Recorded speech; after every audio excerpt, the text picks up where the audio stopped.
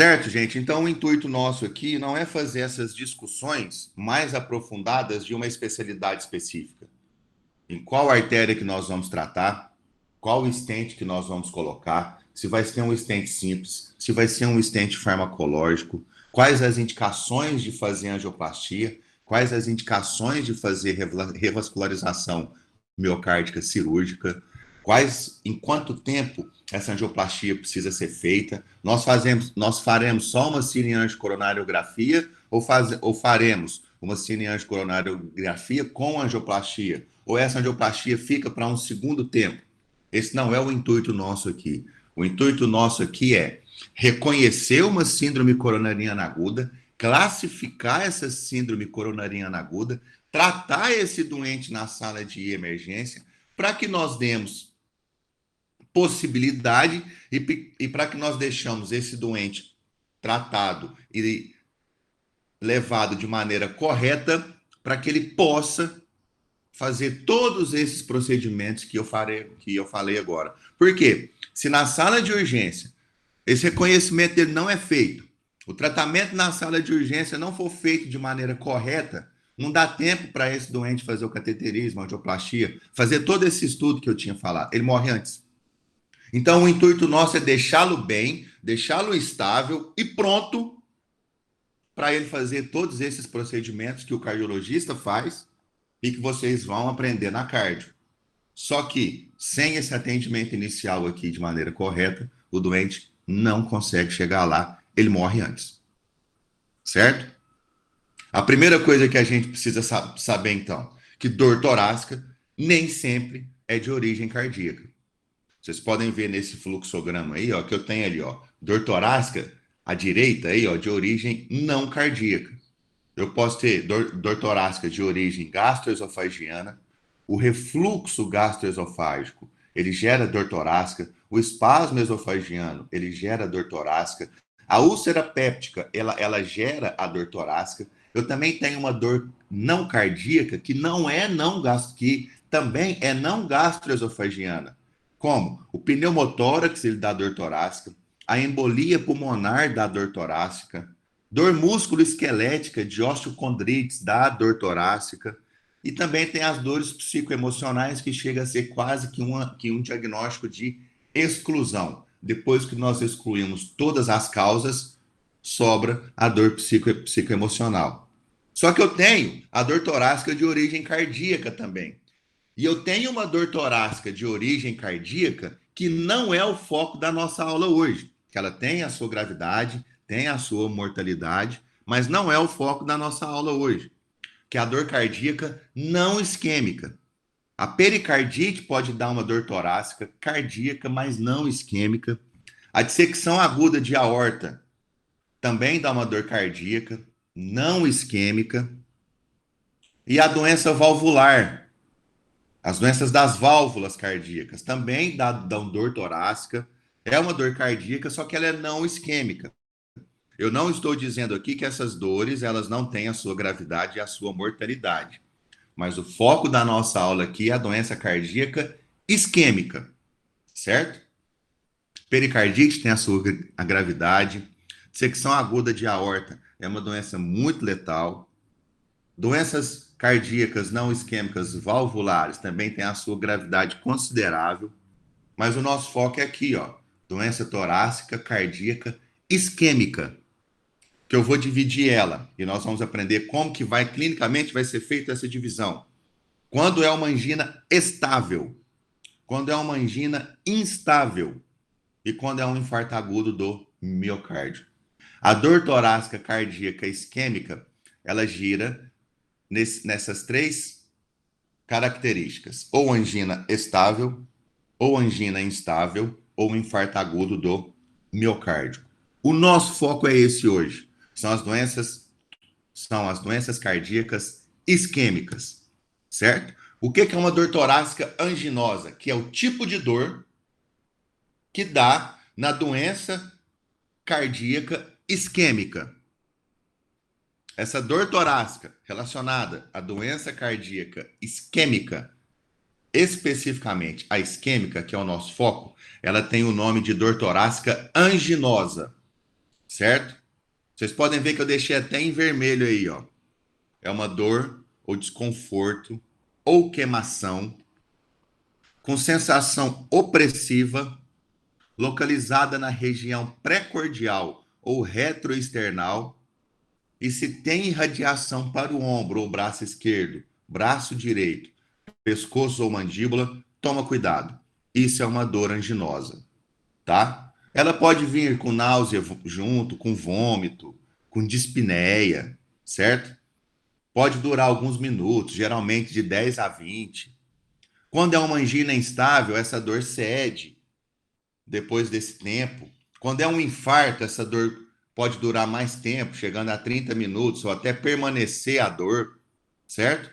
Mas a característica específica da dor torácica anginosa, que é o tipo de dor que acontece na doença cardíaca isquêmica, ela é uma dor ou desconforto em queimação, com sensação opressiva, localizada na região precordial ou retroesternal, e pode irradiar para ombro, braço esquerdo, braço direito, pescoço ou mandíbula. Essa é a dor torácica anginosa clássica. É a descrição de livro essa. As outras dores torácicas não têm essas mesmas as características, certo? São características diferentes dessa. Então, se nós nos depararmos com um paciente na sala de urgência queixando de dor no tórax, por mais que ele não fale as características da dor, nós temos que procurar essas características aí, para nós sabermos se é uma dor anginosa ou não. Se ele não falar, nós procuramos. Olha, tem uma opressão. Para onde essa dor vai? Ela fica aí ou ela vai para algum lugar? Aí geralmente ele fala: "Não, doutor, essa dor também ela tá doendo no meu braço, ou essa dor também tá doendo no meu pescoço". Ele não falou, mas você procurou as informações e ele começa a te falar as informações que você precisa, certo? Agora, você procura essas informações e ele não diz, teoricamente, essa dor no tórax não vai ser uma dor anginosa. Pode ser uma dor no tórax por aquelas outras causas, mas não a de doença isquêmica, certo? E síndromes coronarianas agudas, nós vamos dividir elas inicialmente em duas.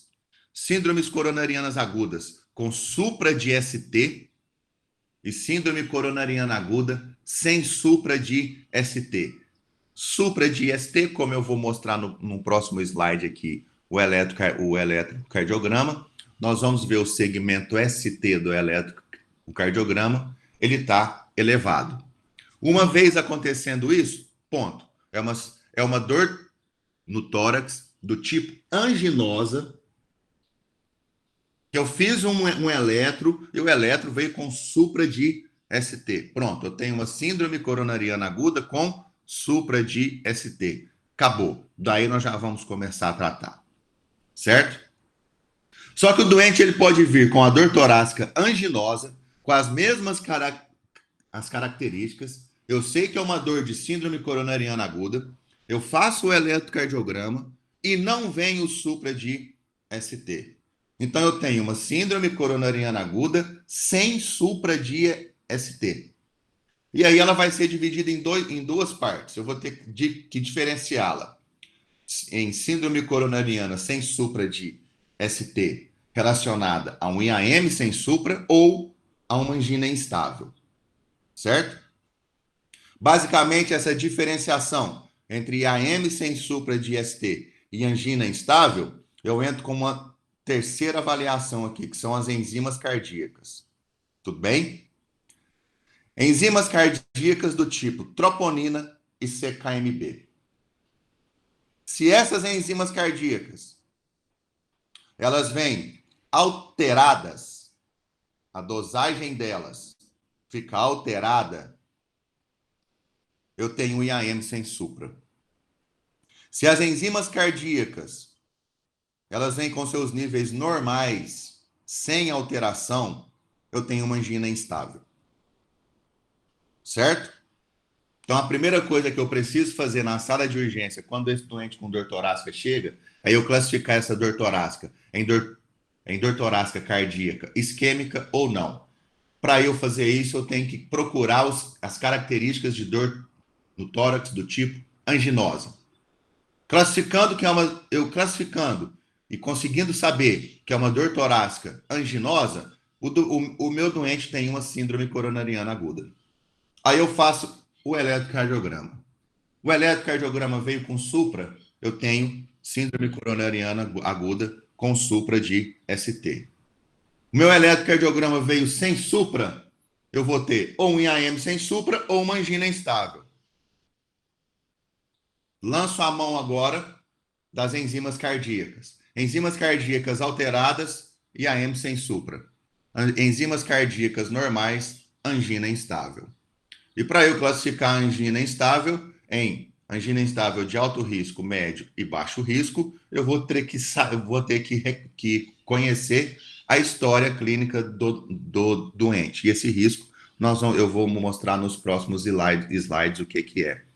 Se o doente ele já teve algum outro quadro isquêmico, se ele é hipertenso, diabético, dislipidêmico, de acordo com os fatores de risco que ele tem, eu vou classificar a angina instável em alto, médio e baixo risco.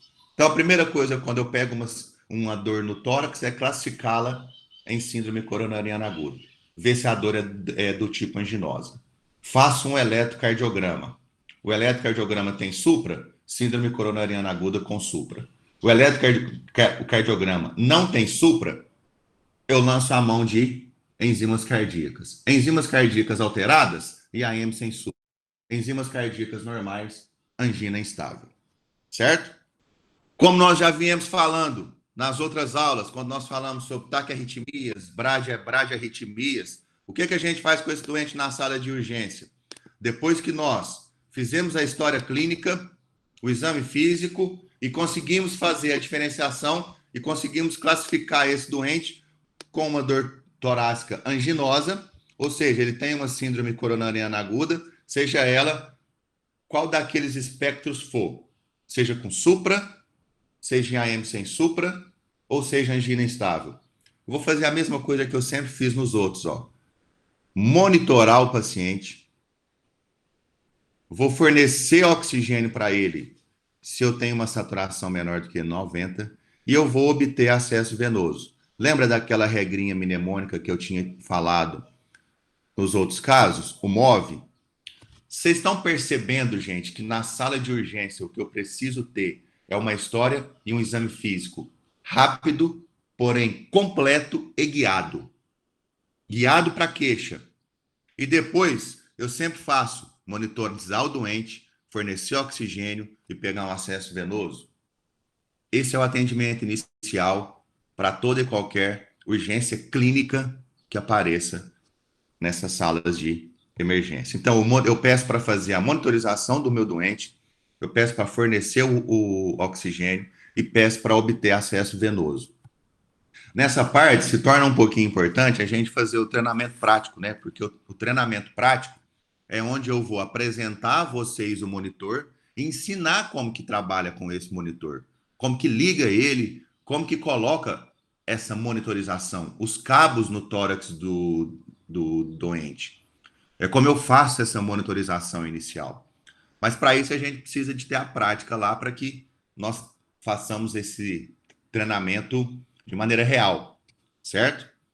Como que eu vou fornecer esse oxigênio, seja por catéter, por máscara, e eu vou obter acesso venoso, e já obtendo acesso venoso eu vou colher alguns exames, certo? Quais são os exames obrigatórios para uma síndrome coronariana aguda? Seja ela qual síndrome coronariana aguda for, seja ela com supra, seja ela sem supra, ou seja ela angina instável.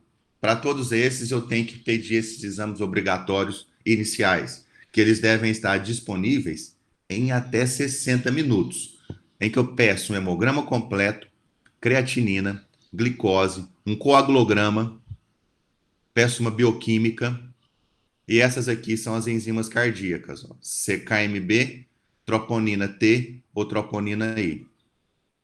Porque se o meu doente já não tinha supra, isso aqui vai me diferenciar. se é angina instável ou IAM sem supra. Se ele já tinha supra, tudo bem, eu já classifiquei ele como síndrome coronariana aguda com supra de ST. E para todos os doentes com síndrome coronariana aguda que chegam na sala de emergência, e eu classifiquei a dor torácica dele do tipo anginosa. Então, esse doente meu, ele tem síndrome coronariana aguda.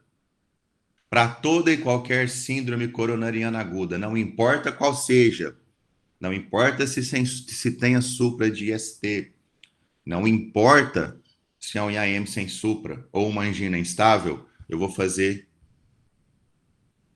essa medida. Mona, beta-X. O que é o Mona? M de morfina. Morfina por quê? Por causa da dor, certo? O de oxigênio, se eu tenho uma saturação menor do que 90. E a gente precisa ter em mente também que o oxigênio é um vasodilatador. E o que está acontecendo na síndrome coronariana aguda é o entupimento de uma artéria. Então, quanto mais eu consiga dilatar essa artéria, melhor vai ser o fluxo de sangue. Então, eu faço morfina, oxigênio e nitrato, que também é um vasodilatador. E eu faço ele pela mesma razão, de aumentar o diâmetro da artéria para tentar abri-la de alguma forma, certo? Nitrato, que é o famoso isordil sublingual, que eu vou fazer 5 miligramas a cada 5 minutos, numa dose máxima de 15 miligramas. Aqui, eu faço um parênteses, porque eu preciso falar um pouquinho sobre as contraindicações do nitrato. A primeira contraindicação do nitrato, paciente com hipotensão. Paciente hipotenso, a gente não faz o nitrato, porque senão ele fica mais hipotenso ainda. Certo? E uma outra coisa, eu preciso saber na história clínica desse doente se ele fez uso de algum medicamento chamado inibidor da 5-fosfodiesterase. E o que são esses inibidores da 5-fosfodiesterases? São os estimulantes sexuais. O Viagra. Doente que usou Viagra, ele não pode usar o nitrato. É contraindicado usar nitrato. Se ele usou algum estimulante sexual na noite anterior, não se pode fazer o nitrato para ele, porque senão piora mais o caso ainda, certo? E se o infarto for de ventrículo direito, não usar o nitrato. E quando eu mostrar o eletrocardiograma, eu vou mostrar onde que a gente vê a possibilidade de ter sido infarto de ventrículo direito. Então a gente não pode usar o nitrato. Então o nitrato tem essas contraindicações. Ou o paciente hipotenso, ou se ele fez uso de algum estimulante sexual, como o Viagra, ou se ele tem suspeita de infarto de ventrículo direito. Nós não fazemos o nitrato. O A é o AS, certo? Geralmente eu faço essa dose aqui, ó. Peço para o doente mastigar 300 miligramas. Pega lá 3 comprimidos de AS e dá para o doente mastigar. A dose é de 85 miligramas a 300. Então, se você pedir para ele mastigar 100, 200 ou 300 miligramas, você já está fazendo a proteção desse doente já. O beta bloqueador, certo? A gente pode esperar até 12 horas do início da dor para a gente iniciar o beta bloqueador. Só que tem uma contraindicação.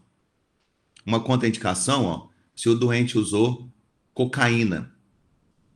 Se o doente é usuário de droga e fez uso de cocaína, eu não posso fazer o beta-bloqueador. É contraindicado, certo? E infelizmente, isso acontece. O doente chega infartado e fez uso de cocaína. E muitas vezes o uso da droga é que fez ele ter a isquemia miocárdica. Usou cocaína, contraindicado o beta-bloqueador. E aqui eu faço, juntamente com a S-clopidogrel ou a S-ticagrelor, essas medicações são chamadas de quê? De antiagregantes plaquetários. Então, aqui, para vocês já gravarem o nome, eu vou fazer uma coisa chamada de dupla antiagregação plaquetária. Por que dupla antiagregação? Porque eu vou fazer 2 medicamentos antiagregantes os plaquetários. Eu vou fazer o AS e vou fazer clopidogrel. Os dois são antiagregantes plaquetários. Se for clopidogrel é 300 miligramas, via oral mesmo, engole lá o comprimido.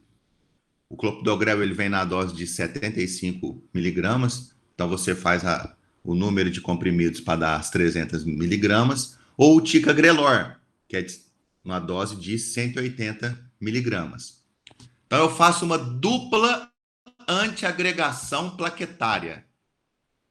Eu não deixo a plaqueta agregar por 2 formas, fazendo AS e fazendo o clopidogrel, certo?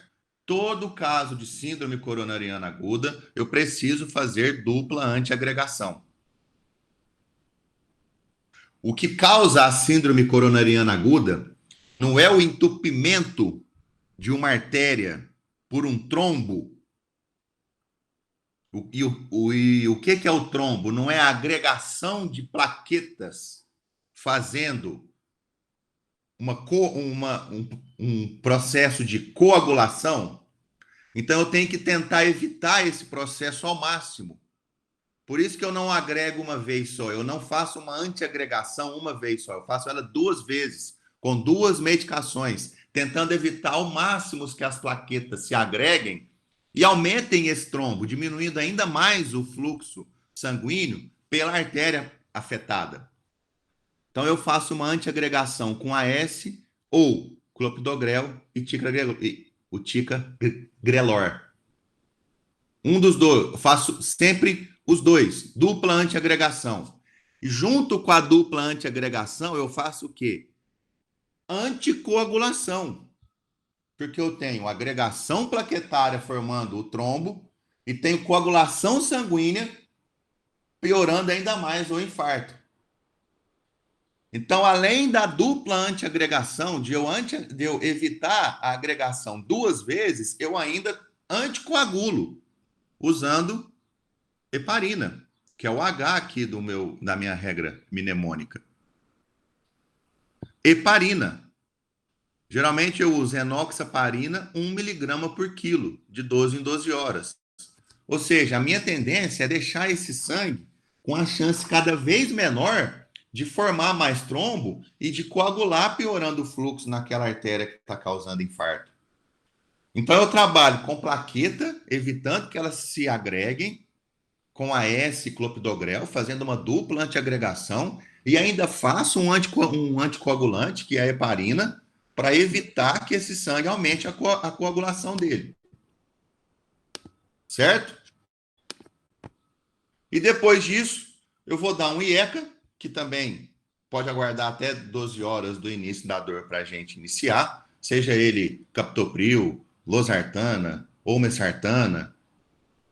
Aí tem os vários inibidores da enzima conversora de angiotensina que a gente pode utilizar. Esse é o IECA. E uma estatina. Pode ser a simvastatina 40 miligramas ou a atorvastatina 20 miligramas. Certo? Para todos os doentes que chegam na sala de urgência com síndrome coronariana aguda, eu fiz a história, eu classifiquei a dor torácica dele como uma dor torácica anginosa, então ele tem uma síndrome coronariana aguda, eu já faço isso. O Mona beta-X. M de morfina, O de oxigênio, N de nitrato, A de AS, B de beta-bloqueador, C de clopidogrel, tem o ticagrelor também, H de heparina, I de IECA e E de estatina. Para todos eu faço isso. Aí agora, considerando as contraindicações de cada uma dessas medicações. O nitrato, eu não vou usar nos doentes que estão hipotensos, nos doentes que fizeram uso de algum estimulante sexual, os inibidores da 5-fosfodiesterase, ou os doentes que têm suspeita de infarto de ventrículo direito. Não faço nitrato. Se o meu doente usou a cocaína, eu não faço beta-bloqueador. Aí eu vou suspender as medicações de acordo com as contraindicações que aparecem na minha história. Mas para todos, eu sigo esse esqueminha, Mona Beta X. Certo? Isso aqui é um supradesnivelamento de IST. Qual que é o segmento ST? Aqui eu tenho um complexo QRS e aqui uma onda T. Essa linha aqui, ó, é a linha, é o intervalo ST. Da onda S até a onda T. Da onda S até a onda T. Nas síndromes coronarianas agudas, eu vou olhar esse intervalo aqui, ó. Esse intervalo, da onda S até a onda T. Quando eu pego da onda S até a onda T, olha o que ela fez aqui, ó. Olha lá. Tá vendo que aqui eu tenho uma onda S, um intervalo ST, que ele está no mesmo nível de todo o traçado eletrocardiográfico. Nessa outra derivação aqui, ó, o que o intervalo ST fez? Ele subiu. Ele se elevou. Esse aqui é o supradesnivelamento do segmento ST. Certo? Supradesnivelamento do segmento ST. Na derivação D2. Eu também tenho aqui, ó, um supradesnivelamento do segmento ST na derivação D3. E aqui eu também tenho um supradesnivelamento do segmento ST na derivação AVF. Então, onde que eu tenho eu tenho um pouquinho de supradesnivelamento também, ó, na derivação pré-cordial V5 e V6. Conseguem ver isso, ó? Que também aqui se eleva um pouco o segmento ST. Isso aqui é o supra de ST. Se é uma síndrome coronariana aguda, eu já posso falar que essa aqui é com supra de ST e já posso começar a tratar. Começar a tratar com o quê? Mona beta X. Uma coisa específica que eu vou falar aqui, ó. Vocês viram que eu tenho supradesnivelamento em derivações D2, D3 e AVF? Quando o supradesnivelamento está nessas três derivações, ele pode ter em outras, como aqui tem. Mas se aqui eu tenho nessas três derivações, toma cuidado.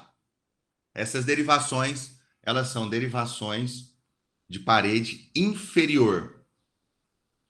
Então, D2, D3 e AVF me indica indiretamente, que aqui pode ter pego o ventrículo direito. Certo?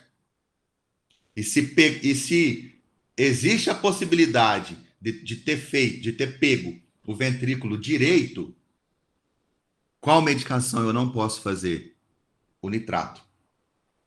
Certo? Então, teve supra em D2, D3, AVF, toma cuidado porque você não vai poder fazer o nitrato. Porque aqui pode ter pego o ventrículo direito. Mas eu tenho infarto em outros lugares também, ó. Tem derivações pré-cordiais. Então, eu tenho infarto anterior. Essas derivações aqui, V5 e V6, é da parede anterior. Eu também tenho infarto nesses locais aí. Agora, se eu tenho a possibilidade de ter pego parede inferior e consequentemente, o ventrículo direito, eu não posso fazer o nitrato. Mas aqui já está classificada a minha síndrome coronariana aguda. Já tem um supra de ST. Então, aqui eu tenho a IAM com supra, certo? E como que eu trato o IAM com supra? Eu já fiz o diagnóstico já. Chegou com dor, a dor torácica é tipo anginosa? É. Beleza. É tipo anginosa. Então, agora deixa eu ver se é com supra ou sem supra. Faço o eletrocardiograma. É com supra. Ótimo. Fiz o meu diagnóstico já. IAM com supra. Como que eu trato? Mona beta X. Trato de maneira clínica. Não é isso? Morfina, Oxigênio, nitrato, AS, beta-bloqueador, clopidogrel, heparina, IECA e estatina. Faço isso para todos. Vejo se tem contraindicação ou não a um ou outro e faço isso. Beleza, fiz isso. Agora deixa eu ver. Quanto tempo de dor tem? A dor tem menos de 12 horas? Sim. Sempre que o doente chega com IAM com supra e a dor tem menos, você precisa saber quanto tempo de dor ele tem. Porque se ele tiver menos de 12 horas de dor, você já coloca na mente, coloca na sua cabeça que esse doente tem que ir para o cateterismo. Ele tem que abrir a artéria dele. Seja de alguma forma, essa artéria tem que ser aberta, porque ele tem dor menos de 12 horas. Então, eu preciso salvar o coração. Se a dor já está acima de 12 horas, músculo cardíaco já foi perdido já. Isso não tem como eu voltar atrás. Ele vai precisar fazer o cateterismo, sim. Só que não vai ser mais um cateterismo de urgência. Agora, se a dor tem menos de 12 horas, a abertura da artéria é de urgência. E como que eu posso abrir a artéria? Eu posso abrir a artéria de duas formas. Ou eu dou um remédio, que é o fibrinolítico, que quebra o trombo por esse remédio e eu abro a artéria. Ou eu levo esse doente para o cateterismo e o cateterismo abre a artéria. Certo? Mas eu preciso abrir a artéria, porque a dor tem menos de 12 horas. Então, se eu abrir a artéria, eu salvo o músculo cardíaco. Tudo bem? Agora, o Mona Beta X, eu já fiz. Tá? Eu já fiz. Se a dor, então, tem menos de 12 horas, eu preciso abrir a artéria. Eu abro a artéria de duas formas. Ou usando o fibrinolítico, que é um medicamento que vai lá e destrói o trombo, ou eu faço um cateterismo que eu vou lá mecanicamente e destruo o trombo. Certo? O que vai me dizer? O que vai me dizer qual que eu uso?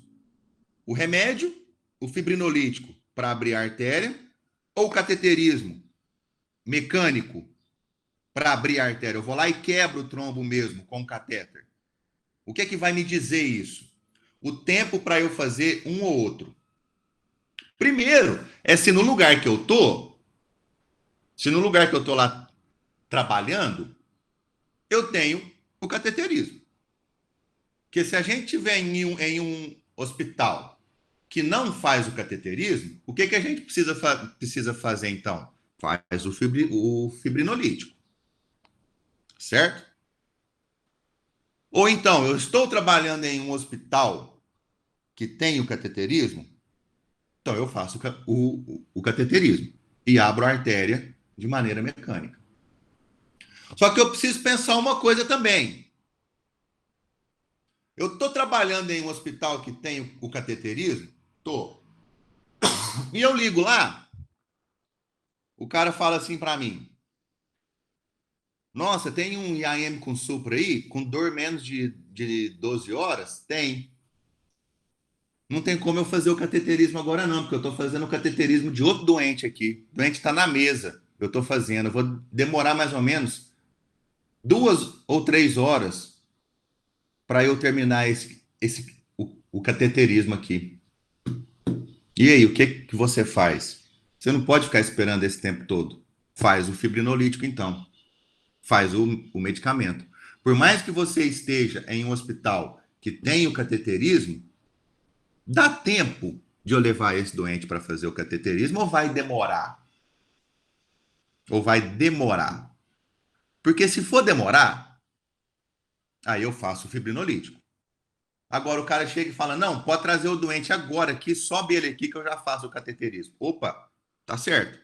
Sobe ele e faz o cateterismo. O que é chamado disso? Isso é chamado aqui, ó, tempo porta balão. O que é o balão? Isso aqui, balão.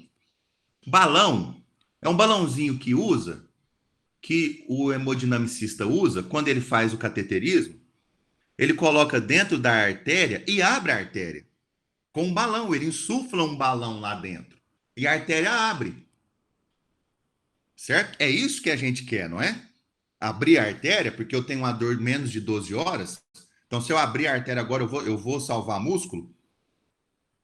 Eu tenho que ver se o tempo porta-balão, o que é tempo porta-balão? É o tempo que o doente chega na porta do nosso hospital até a hemodinâmica insuflar o balão dele lá na mesa. Esse tempo ele é de 90 minutos, certo? Ou seja, 1 hora e meia. 1 hora e meia. 1 hora e meia entre o doente chegar e estar na mesa abrindo a artéria. Se o cara chega e fala para mim, não, em menos de 1 hora e meia eu abro a artéria desse doente seu. O que ele faz então? O cateterismo. Intervenção coronária percutânea. Ele faz o cateterismo. O tempo porta-balão é menor do que 90 minutos? Sim. Então, cateterismo. Certo? Agora, o tempo porta-balão é maior do que 90 minutos? Ou seja, o porta-balão é menor do que 90 minutos? Não. O cara chega e fala, não tem como eu fazer isso em 1 hora e meia, porque eu estou fazendo um outro cateterismo aqui. Não tem como eu colocar agora, porque agora eu estou fazendo um procedimento. O tempo vai ser mais do que 90 minutos, ou seja, o tempo de chegada dele na porta até insuflar o balão mais do que 90 minutos? O que eu faço? Fibrinólise. Eu faço os fibrinolíticos, streptokinase ou RTPA, ou alteplase. São os nomes desses fibrinolíticos. Na veia mesmo, pego a veia e faço. Tudo bem? Então, eu diagnostiquei a M com supra, vi lá o eletrocardiograma, tem supra, quanto tempo tem de dor? É menos de 12 horas? Então, eu preciso abrir a artéria agora. Eu preciso abrir a artéria. Eu abro a artéria como? Ou o cateterismo ou o fibrinolítico. Aí depende.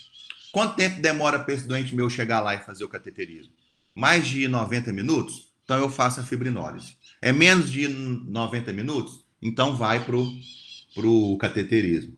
Isso serve também, gente, para nos casos que vocês estiverem em hospitais que não têm hemodinâmica.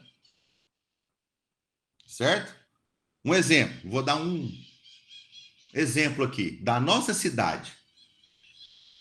Tá? Não o nosso hospital, porque o nosso hospital ele tem hemodinâmica aqui. Estou falando do HC, não.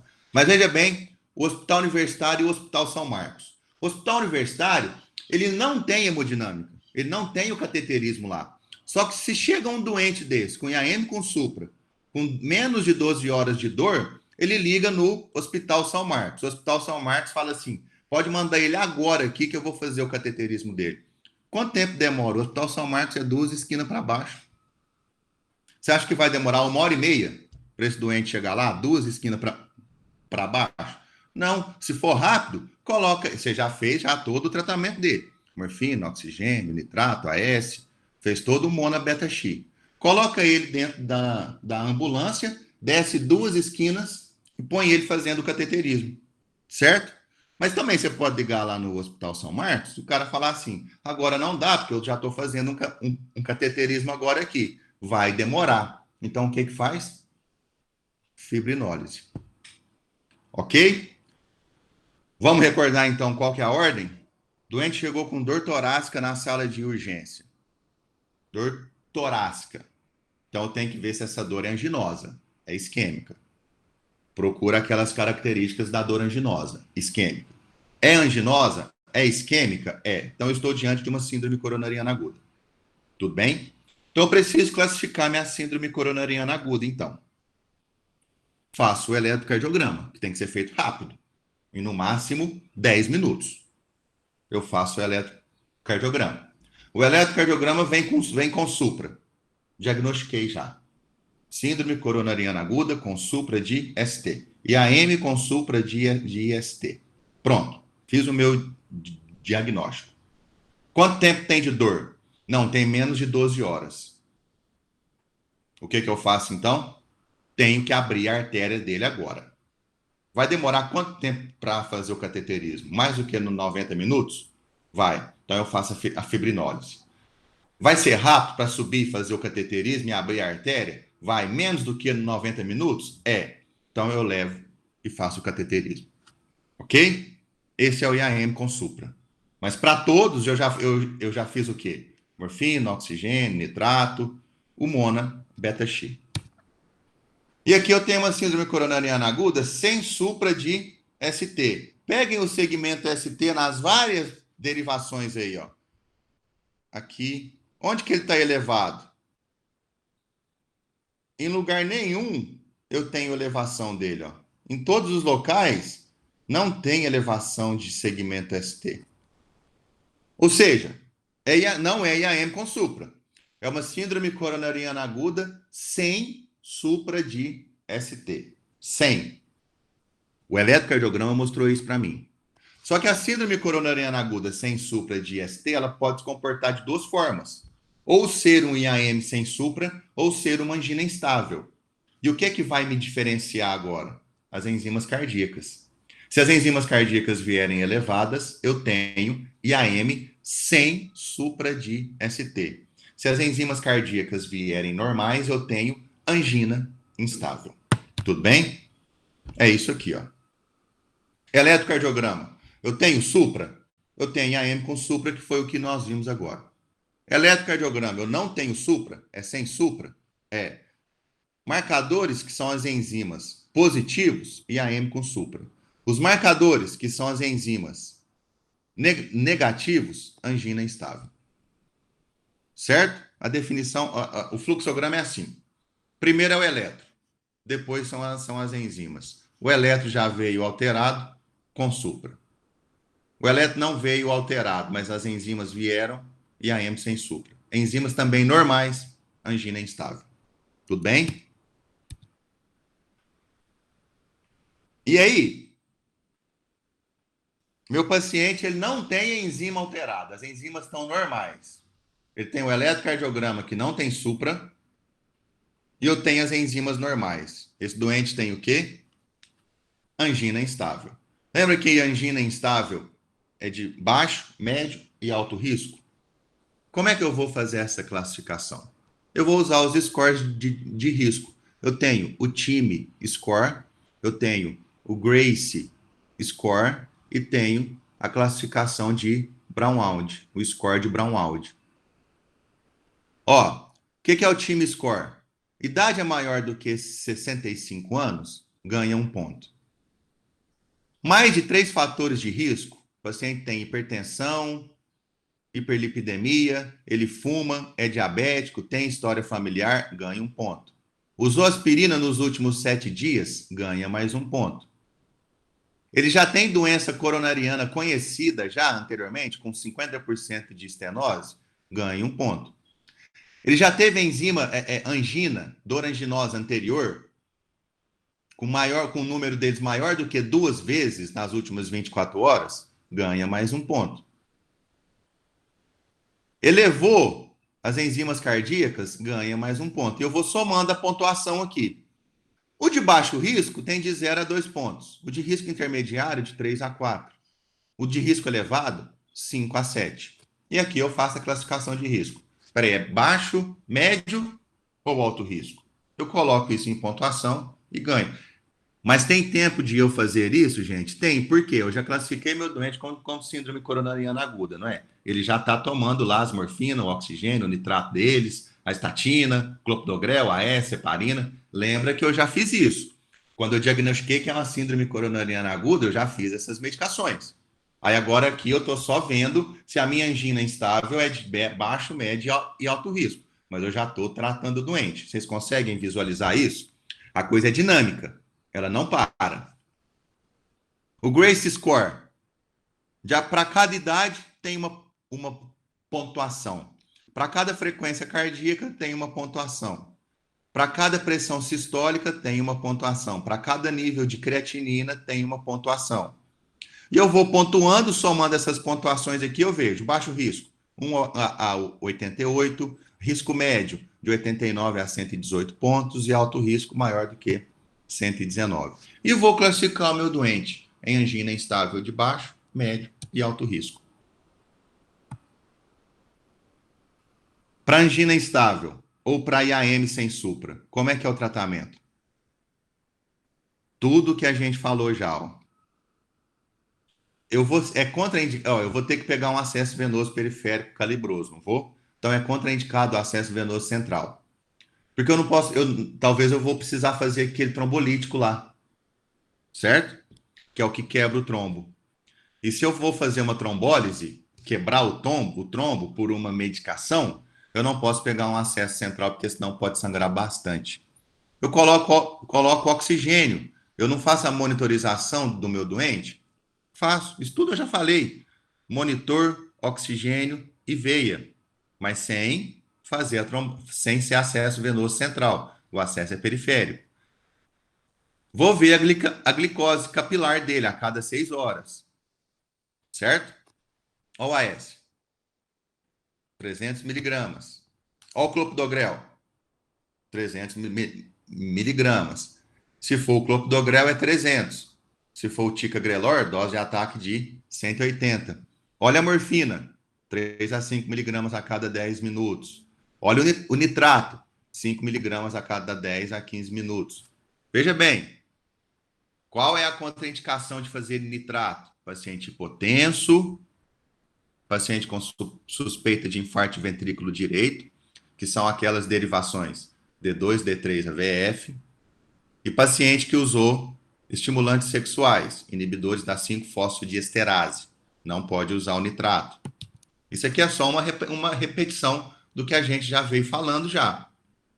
O paciente está lá com IAM sem supra e angina instável, ou angina instável, eu não vou fazer o cateterismo dele agora. O cateterismo agora imediato é para síndrome coronariana aguda com supra de ST e com dor menor do que 12 horas. Nos outros casos, eu vou fazer o cateterismo, mas já não é na urgência mais. O cateterismo pode ser feito amanhã e até em 48 horas. Mas nesse tempo eu tenho que ir fazendo todas essas medicações, ó. Morfina, oxigênio, nitrato, clopidogrel, AS, heparinização, preferencialmente com enoxaparina 1 miligrama por quilo de 12 em 12 horas, certo? E vou manter todas as medicações de tratamento clínico, Mona, Beta-X, e programar, agora programado, um cateterismo ou algum outro tipo de estudo nas próximas 48 horas. O mais importante é IAM com supra, dor menor do que 12 horas, eu abro a artéria agora. Agora. Seja ela por trombólise ou por cateterismo. Se demora muito, mais do que 90 minutos para ir fazer o cateterismo, é trombólise. Certo? Se o cateterismo é rápido, vai fazer o cateterismo. Mas o Mona Beta-X, eu fiz. Se é um IAM sem supra ou uma angina instável, faço o Mona Beta-X também. Mas não preciso correr para fazer o cateterismo agora. Ele vai fazer, mas nas próximas horas, nas próximas 24, 48 horas.